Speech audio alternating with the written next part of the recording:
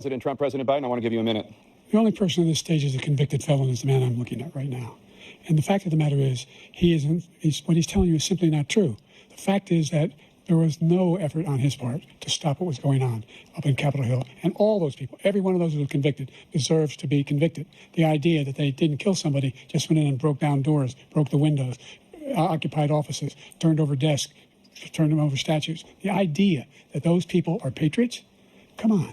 When I asked him the first two debates we had, first time around, I said, will you denounce the Proud Boys? He said, no, I'll tell them to stand by. The idea he's refusing, will you denounce these guys? Will you denounce the people we're talking about now? Will you denounce the people who attacked that Capitol? What are you going to do? I'm going to give you a minute, President Trump, for a follow-up question I have. After a jury convicted you of 34 felonies last month, you said if reelected, you would, quote, have every right to go after, unquote, your political opponents. You just talked about members of the Select Committee on January 6th going to jail. Your main political opponent is standing on stage with you tonight. Can you clarify exactly what it means about you feeling you have every right to go after your political opponents? Well, I said my retribution is going to be success. We're going to make this country successful again, because right now it's a failing nation. My retribution is going to be a success. But when he talks about a convicted felon, his son is a convicted felon at a very high level. His son is convicted, going to be convicted probably numerous other times. Should have been convicted before, but his Justice Department let the statute of limitations lapse on the most important things. But he could be a convicted felon as soon as he gets out of office. Joe could be a convicted felon with all of the things that he's done. He's done horrible things. All of the death caused at the border, telling the Ukrainian people that we're going to want $1 billion or you change the prosecutor. Otherwise, you're not getting $1 billion. If I ever said that, that's quid pro quo.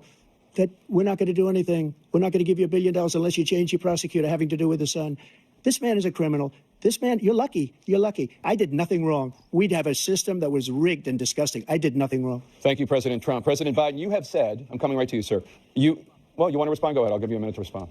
The idea that I did anything wrong relative to what you're talking about is outrageous. It's simply a lie, number one. Number two, the idea that you have a right to seek retribution against any American just because you're president is wrong. It's simply wrong. No president's ever spoken like that before. No president in our history has spoken like that before. Number three, the crimes that you are still charged with, and think of all the civil penalties you have. How many billions of dollars do you owe in civil penalties for molesting a woman in public, for doing a whole range of things, of having sex with a porn star on the night while your wife was pregnant? I mean, what are you talking about? You have the morals of an alley cat. Give your minute, sir. I didn't have sex with a porn star, number one. Number two, that was a case that was started and moved. They moved a high-ranking official at DOJ into the Manhattan DA's office to start that case. That case is going to be appealed and won. We had a very terrible judge, a horrible judge, Democrat. The prosecutor were all high-ranking Democrats, appointed people, and both the civil and the criminal. He basically went after his political opponent because he thought it was going to damage me. But when the public found out about these cases, because they understand it better than he does, he has no idea what these cases are. But when they found out about these cases, you know what they did? My poll numbers went up, way up. You know that because you're reporting it. And we took in more money in the last 2 weeks than we've ever taken in the history of any campaign. I don't think any campaign has ever taken. Hundreds of millions of dollars came pouring in because the public knows it's a scam and it's a guy that's after his political opponent because he can't win fair and square. Thank you, President Trump. President Biden, you have said, quote, Donald Trump and his MAGA Republicans are determined to destroy American democracy. Do you believe that the tens of millions of Americans who are likely to vote for President Trump will be voting against American democracy? The more they know about what he's done, yes. The more they know about what he's done. And there's a lot more coming. He's got a lot of cases down the road coming around. He's got a whole range of issues he has to face. I don't know what the juries will do, but I do know he has a real problem. And so the fact that, could you ever think you hear any president say that I'm going to seek retribution? Do you ever hear any president say that I thought Hitler had some good ideas? What got me involved to run in the first place after my son had died, I decided in Iraq, because of Iraq, I said I wasn't going to run again until I saw what happened in Charlottesville, Virginia. People coming out of the woods carrying swastikas on torches, and singing the same anti-Semitic bile they sang when back in Germany. And the young woman got killed. I spoke to the mother, and they asked him. They said, "What do you think of those people? The ones who got killed, the one who tried to stop it, and the ones," he said, "I think they're fine people on both sides." What American president would ever say? Nazis coming out of fields, carrying torches, singing the same anti-Semitic bile, carrying swastikas. We're fine people. And this is the guy who says Hitler's done some good things. I'd like to know what they are. The good things Hitler's done, that's what he said. This guy has no sense of American democracy. President Trump. Jake, both of you know that story has been totally wiped out because when you see the sentence, it said 100% exoneration on this. So he just keeps it going. He says he ran because of Charlottesville. He didn't run because of Charlottesville. He ran because it was his last chance. He's not equipped to be president. You know it, and I know it. It's ridiculous. We have a debate. We're trying to justify his presidency. His presidency, he's without question, the worst president, the worst presidency in the history of our country. We shouldn't be having a debate about it. There's nothing to debate. He made up the Charlottesville story, and you'll see it's debunked all over the place. Every reasonable anchor has debunked it. And just the other day, it came out where it was fully debunked. It's a nonsense story. He knows that, and he didn't run because of Charlottesville. He used that as an excuse to run. President Biden? And debunked. It happened. All you have to do is listen to what was said at the time.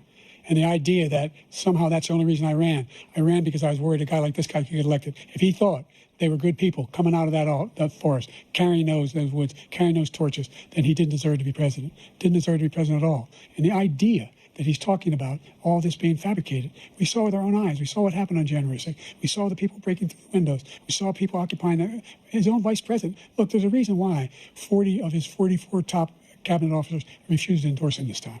His vice president hasn't endorsed him this time. So why? Why? They know him well. They serve with him. Why are they not endorsing him? Thank you, President Biden. We're going to be right back with more from the CNN presidential debate.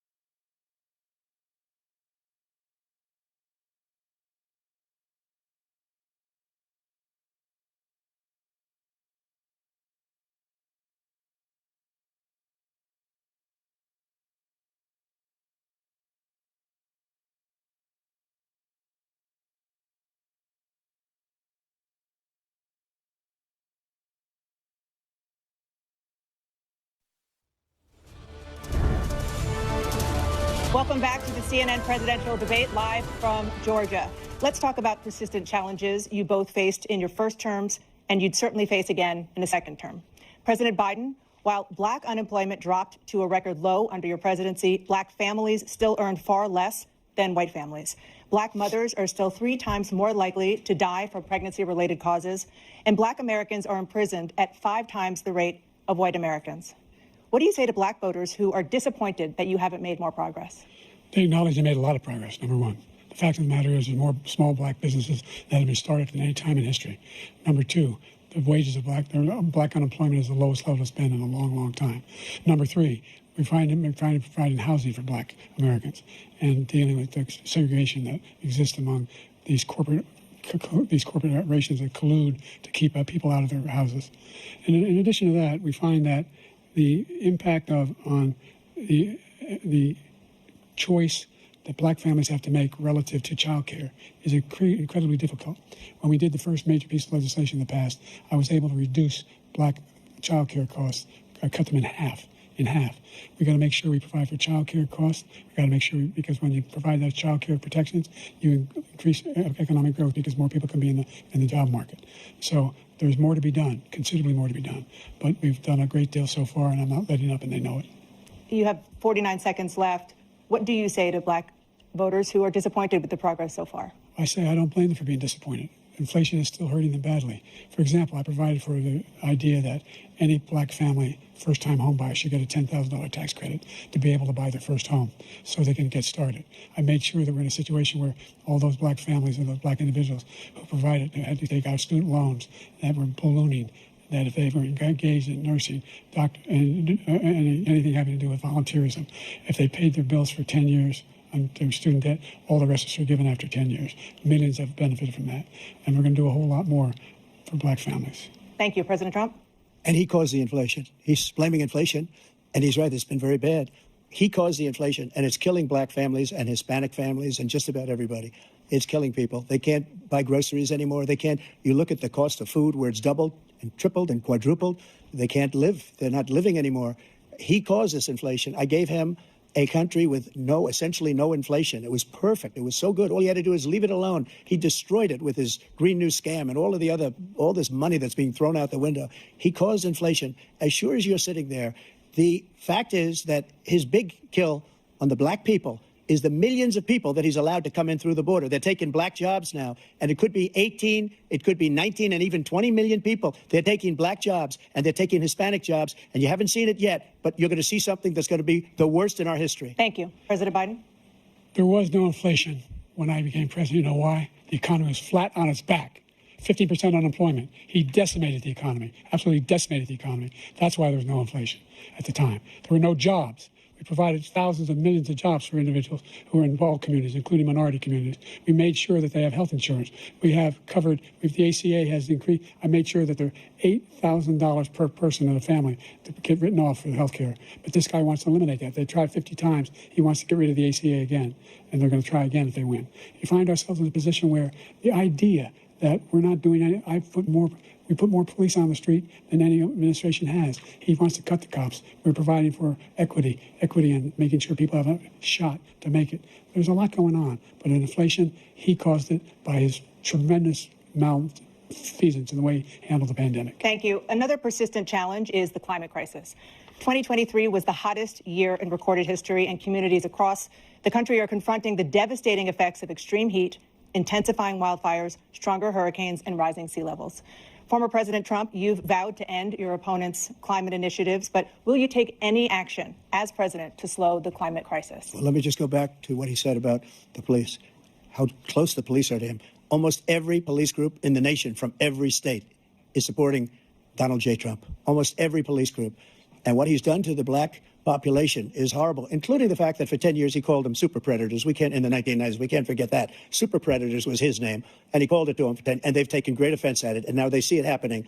But when they see what I did for criminal justice reform and for the historically black colleges and universities, where I funded them and got them all funded, and the opportunity zones with Tim, as you know, Tim Scott was incredible. He did a great job, great senator from South Carolina. He came to me with the idea, and it was a great idea. It's one of the most successful economic development acts ever in the country, opportunity zones. And the biggest beneficiary are blacks. And that's why we have the best numbers with them in maybe ever. They're saying ever. I read this morning where ever, the best numbers. He's lost much of the black population because he's done a horrible job for black people. He's also done a horrible job for Hispanics. But wait till you see these millions of people pouring into our country, and they're going to take the jobs, and it's already started, and you haven't seen anything yet. It's a disaster. You've 38 seconds left. President Trump, will you take any action as president to slow the climate crisis? So I want absolutely immaculate clean water, and I want absolutely clean air, and we had it. We had H2O. We had the best numbers ever, and we did we were using all forms of energy, all forms, everything. And yet, during my 4 years, I had the best environmental numbers ever. And my top environmental people gave me that statistic just before I walked on the stage, actually. I don't know where the hell he's been. The idea that anything he said is true. I passed the most extensive climate change legislation in history. We find ourselves, and by the way, black colleges. I came up with $15 billion for HBCUs, historic black universities and colleges, because they don't have the kind of contributors that they have to build these laboratories and the like. Any black student is capable in college of doing any white student can do. They just don't have the money, but now they'll be able to get those jobs in high tech. We're in a situation where the idea that he is claiming to have done something that had the cleanest water, he hadn't done a damn thing with the environment. He pulled out of the Paris Peace Accord, Climate Accord. I immediately joined it because if we reach 1.5 degrees Celsius at any one point, there's no way back. The only existential threat to humanity is climate change, and he didn't do a damn thing about it. He wants to undo all that I've done. The Paris Accord was going to cost us $1 trillion, and China nothing, and Russia nothing, and India nothing. It was a ripoff of the United States. And I ended it because I didn't want to waste that money because they treat us horribly. We were the only ones who was costing us money. Nobody else was paying into it. And it was a disaster. But everything that he said just now, I'll give you an example. I heard him say before, insulin. I'm the one that got the insulin down for the seniors. I took care of the seniors. What he's doing is destroying all of our medical programs because the migrants coming in, they want everybody. And look, I have the biggest heart on the stage, I guarantee you that. And I want to take care of people. But we're destroying our country. They're taking over our schools, our hospitals, and they're going to be taking over Social Security. He is destroying Social Security, Medicare, and Medicaid. The idea is that we, in fact, we were the only ones of consequence who were not members of the Paris Accord. How can we do anything if we're not able to, the United States can't get its pollution under control? One of the largest polluters in the world, number one. We're making significant progress. By 2035, we will have cut pollution in half. We have made significant progress, and we're continuing to make progress. We set up a climate corps for thousands of young people to learn how to deal with climate, just like the Peace Corps. And we're moving in directions that are going to significantly change the elements of cause of pollution. But the idea that he claims that he has the biggest heart up here and he's really concerned about pollution and about climate, I've not seen any indication of that. And by the way, with regard to prescription drugs, one company agreed that they would reduce the price to $35, which I was calling for, one, voluntarily. I made sure every company in the world, every pharmaceutical company, cannot have to pay. Thank you.